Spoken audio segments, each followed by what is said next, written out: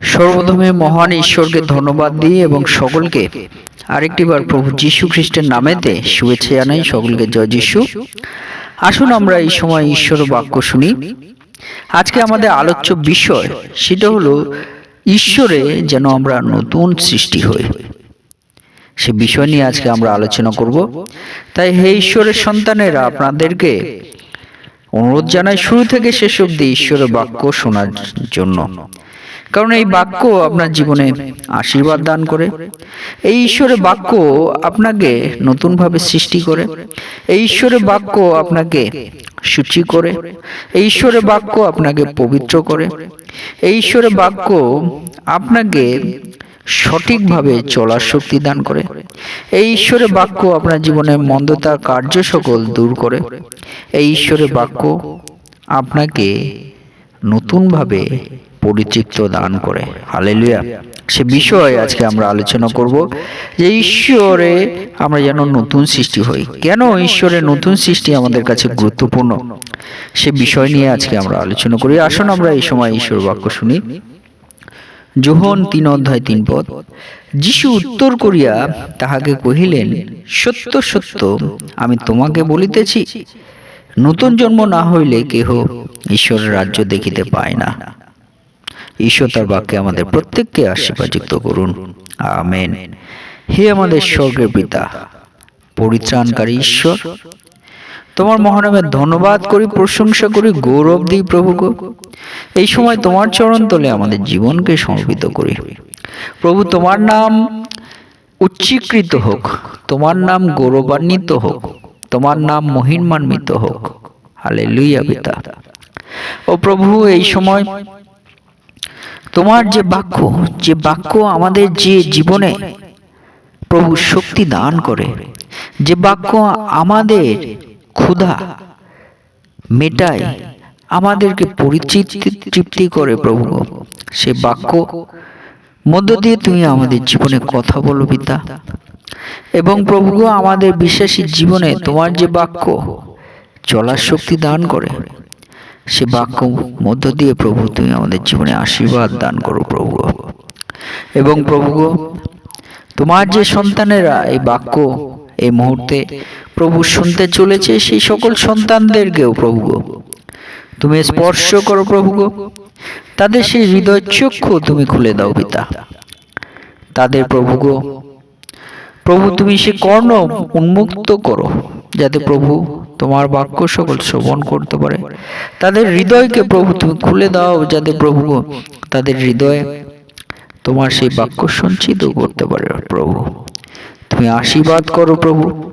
যেমন প্রভু প্রতিদিন আমাদের খাদ্যের প্রয়োজন হয়, আর সেই খাদ্যের মধ্য দিয়ে আমাদের দৈহিক চাহিদা আমরা মেটাই। এবং প্রভু 5 বছর আগে যে আমরা কি খাবার খেয়েছি আমরা মনে রাখতে পারি না, কিন্তু সেই দিন সেই খাবার আমাদের খুবই গুরুত্বপূর্ণ। সঠিকভাবে প্রভু গো, সেই রকম দিনের মতো করে আমাদের প্রভু তোমার সেই আত্মিক খাবার, তোমার বাক্য আমাদের আজকে যা প্রয়োজন প্রভু তুমি আমাদের যুগিয়ে দাও। হতে পারে 10 বছর বাদে সেই বাক্য আমাদের না মনে থাকতে পারে, কিন্তু প্রভু তোমার সেই বাক্য মধ্য দিয়ে কিন্তু আমাদের আত্মিক জীবনে আমরা পরিতৃপ্ত হই প্রতিদিন। তাই প্রভু সেই প্রত্যেক দিনে সেই আত্মিক বাক্যে আমাদেরকে আশীর্বাদ করো প্রভু। সঙ্গে থাকো এবং সমস্ত ভার নাও। প্রার্থনা প্রভু যিশু নামে চাই, আমেন। জয় যিশু, জয় যিশু। আজকে আপনাদেরকে বলতে চাই যে ঈশ্বরের আমাদেরকে নতুন সৃষ্টি হওয়ার প্রয়োজন আছে। যদি নতুন জন্ম আমরা না হই, আর যদি নতুন জন্ম আমরা হই, তার মধ্য দিয়ে আমাদের কি আমরা পেতে পারি? যদি আমরা নতুন জন্ম হই, তাহলে আমরা ঈশ্বরের রাজ্য দেখতে পারি। আর যদি নতুন জন্ম আমাদের না হয়, তাহলে কিন্তু আমরা ঈশ্বর রাজ্যে ঈশ্বর রাজ্যে আমরা প্রবেশ করার অধিকার পাই না। আর অধিকার না পেলে আমরা ঈশ্বর রাজ্য দেখার সুযোগও পাই না। হালেলুয়া।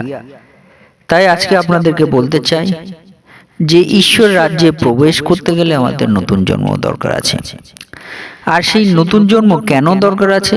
প্রভু যীশু তিনি বলছেন একবার নয় সত্য, কিন্তু তিনি বলছেন সত্যি সত্যি, সত্য সত্য, দুইবার তিনি এই বিষয় বলেছেন যে সত্য সত্য, এটা কোনো মিথ্যা বিষয় নয়।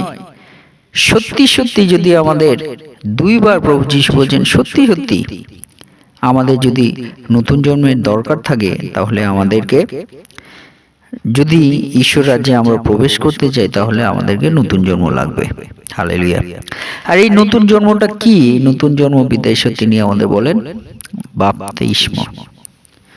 আমরা জানো পিতা, পুত্র এবং পবিত্র আত্মার নামেতে আমরা বাপ্তিস্ম নিই, জল হইতে, পবিত্র আত্মা হইতে। হালেলুয়া। এই দুইটি বিষয় আমাদের দরকার আছে। যেমন জল হইতে আমাদের বাপ্তিস্ম নেওয়ার দরকার, তেমন পবিত্র আত্মা হইতে আমাদের বাপ্তিস্ম নেওয়া।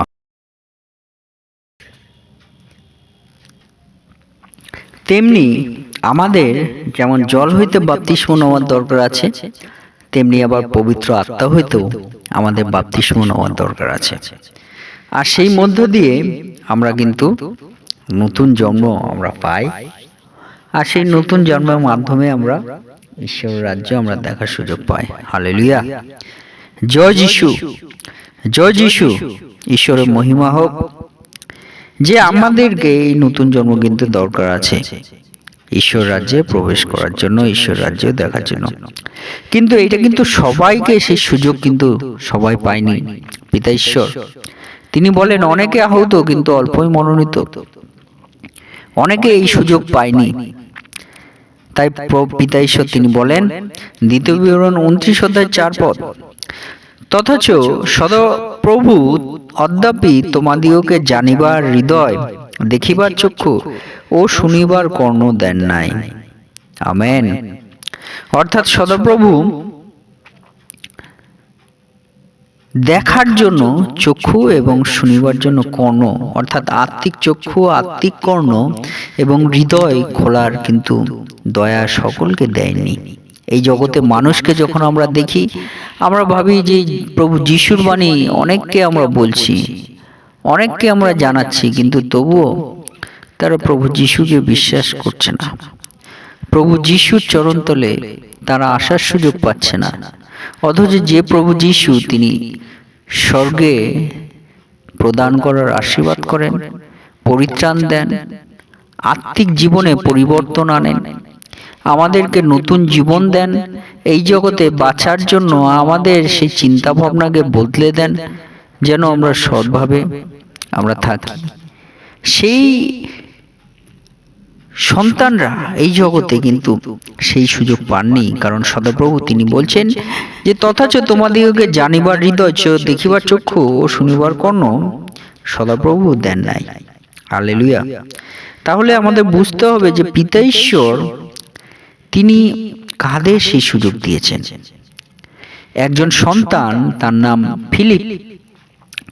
আর সেই ফিলিপ প্রভু যিশুর এক শিষ্যর সঙ্গে, সেই ফিলিপ তিনি প্রভু যিশুর কাছে আসলেন এবং প্রভু যিশু দূর থেকে তাকে দেখেই বললেন যে ফিলিপ এইখানে এসো।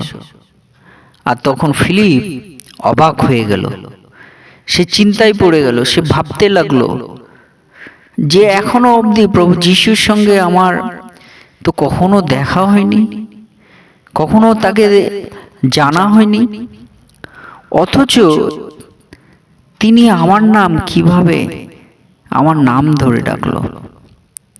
প্রথমবারের মতো ফিলিপ এবং প্রভু যিশুর সাক্ষাৎ।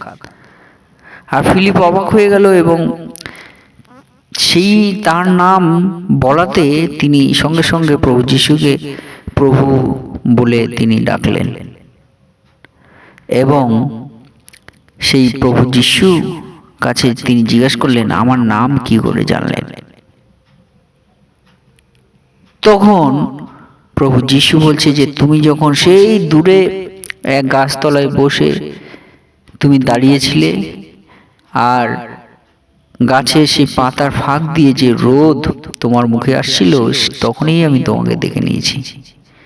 অর্থাৎ প্রভু যিশু তিনি জ্যোতি। তিনি তাকে মনে করে দিয়েছে, তখনই আমি তোমাকে দেখেছি। আর ফিলিপ তাকে প্রভু বলতে শুরু করলো। ফিলিপ প্রভু যিশুকে প্রভু বলতে শুরু করলো, এবং প্রভু যিশু আরো তাকে জানালো যে পিতা ঈশ্বর, সৃষ্টিকর্তা ঈশ্বর যদি তোমাকে আকর্ষণ না করে, তুমি আমার নিকটে আসার সুযোগ পাও না। Amen, hallelujah, hallelujah. অর্থাৎ পিতা ঈশ্বর যদি তিনি মনোনীত না করে, তাহলে সে পিতা ঈশ্বর যদি আকর্ষণ না করে, তাহলে সে প্রভু যিশুর নিকটে আসার সুযোগ পায় না। আমেন। এই সত্যি বিষয়টি এবং এই সরল এবং সত্যি বিষয়টি আমাদের জানা দরকার আছে। এই জগতের মানুষ অনেক প্রভু যিশুর কথা শুনেছে, জেনেছে, কিন্তু সকলেই পিতা ঈশ্বরের কাছে আসার সুযোগ পাচ্ছে না।